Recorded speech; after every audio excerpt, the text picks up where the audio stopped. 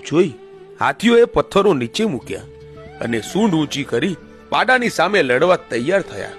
પણ આ તો ઉગતાની મેરડી બધા હાથીઓને ટેકરી ઉપરથી નીચે પાડી દીધા. આજે હાલમાં પણ આ ટેકરીને હાથીઓ ટીંબો કહેવાય છે.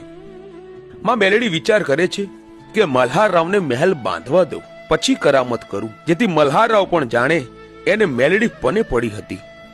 હવે મલ્હારરાવે બીજા ગાડા મોકલ્યા અને વાવના પથ્થર કડી ગામ આવ્યા અને મલ્હારરાવે 7 માળોનો મહેલ બનાવ્યો. જેવો મહેલ બન્યો ત્યાં મેલડીએ નજર કરી અને 7 માળોનો મહેલ પડી ગયો.